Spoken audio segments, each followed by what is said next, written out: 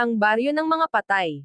Sa hilagang bahagi ng lalawigan ng San Benito, nakatago sa likod ng mga bundok at kagubatan ang isang baryo na matagal nang kinalimutan ng mundo. Ang lugar na ito ay hindi nakikita sa mga mapa, at ang pangalan nito ay halos isang bulong na lamang sa hangin. Ang lugar ay kilala bilang baryo ng mga patay. Sa kasaysayan, ito'y minsang naging matao, puno ng mga sakahan, mga naglalarong bata, at mga nagtitipon-tipong pamilya tuwing gabi. Ngunit isang misteryosong pangyayari ang bumalot sa lugar, isang pangyayaring nagpaalis sa lahat ng buhay at nag-iwan ng isang sumpang walang katapusan. Walang mga record kung ano talaga ang nangyari. Ang mga matatanda ng San Benito ay nagsasabi ng iba't ibang bersyon, may mga nagsasabing isang karamdaman ang lumaganap na hindi matukoy ng kahit sinong manggagamot. Ang iba naman ay nagsasabi na isang pagbisita ng mga maligno o demonyo ang nagdala ng kasamaan. Ang baryo, noon pa man, ay sinasabing nababalot ng mga kwentong ukol sa kababalaghan, mga batang nawawala sa gabi, mga aninong dumadaan sa mga bintana ng bahay, at mga tunog ng pag-aawit na walang pinanggagalingan. Ngunit matapos ang gabing iyon, wala nang bumalik, at walang nabuhay na saksi. Isang siglo ang lumipas, at unti-unti nang nakalimutan ang baryo ng mga patay. Ngunit hindi para kay Andres Vergara, isang batang mananaliksik na mahilig sa mga alamat at kwento ng kababalaghan.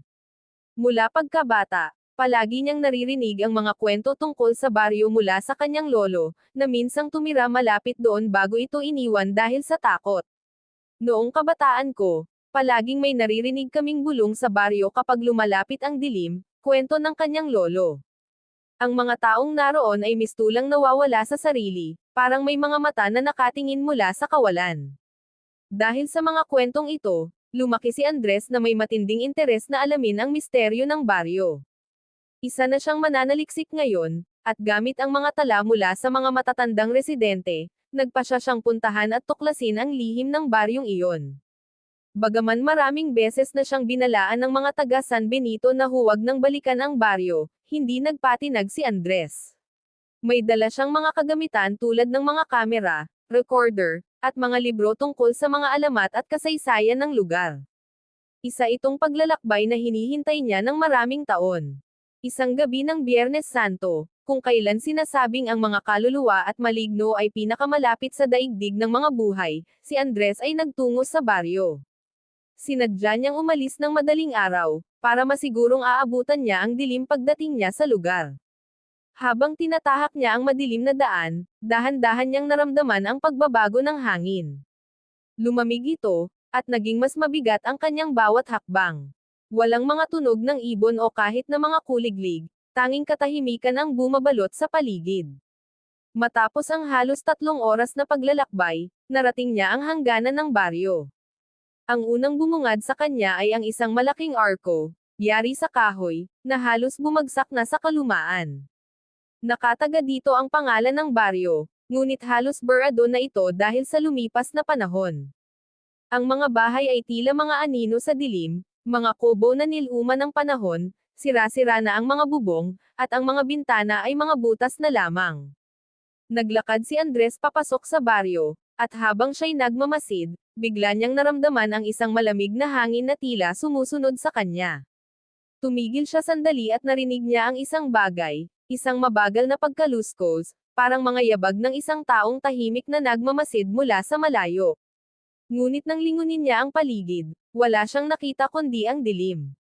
Nagpatuloy siya sa paglalakad, at sa bawat hakbang, pakiramdam niya ay lalo siyang hinahatak ng lugar papalapit sa isang misteryo. Nang marating niya ang isang maliit na plaza, nakatayo sa gitna ang isang lumang simbahan.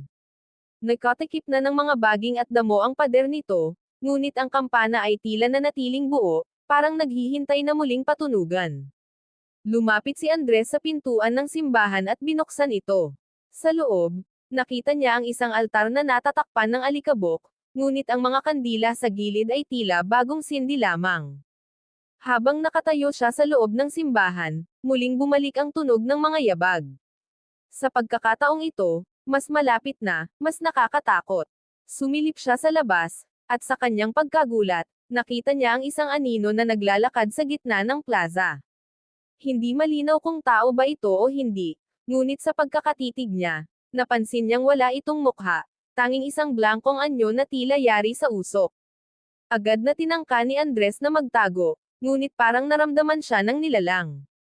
Bumilis ang mga yabag nito papunta sa direksyon niya, at bago pa man siya makatakbo, naramdaman niya ang matinding lamig na dumaan sa kanyang katawan.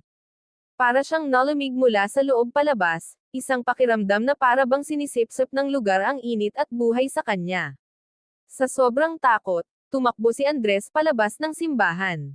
Ngunit sa kanyang pagtakbo, bigla niyang napansin na nagbago ang baryo. Ang mga bahay na nooy wasak ay tila muling nabuo. Naging bago ang mga pader, at mula sa mga bintana ay may mga aninong naglalakad sa loob. Ang mga tao ay naroon muli, ngunit hindi sila ang mga taong may buhay.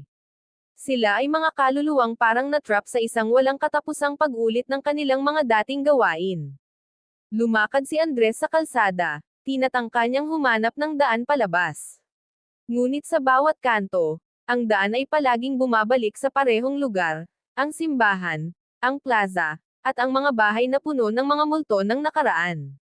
Napansin niyang unti-unting nawawala ang kanyang lakas. Ang baryo ay mistulang isang labirinto ng kaluluwa at takot. Sa isang sulok ng baryo, may nakita siyang isang sementeryo. Lumapit siya rito, at sa kanyang pagkagulat, nakita niya ang mga lapida.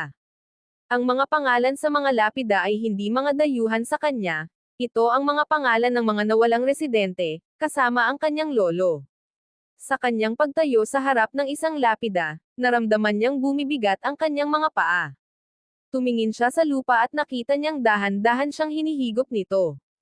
Nagpupumiglas siya, ngunit walang makakapidyo sa puwersang humihigop sa kanya.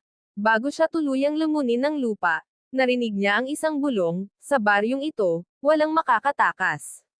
Wala nang balikan. At mula noon, hindi na muling narinig ang kwento ni Andres Vergara. Siya na mismo ay naging bahagi ng alamat ng baryo ng mga patay, isang lugar na hindi na muling mapupuntahan ng sinumang naghahanap ng katotohanan. Ang sumpa ay patuloy, ang baryo ay nananatiling buhay sa mga aninong naghihintay ng susunod na magtatangkang tuklasin ang misteryo nito.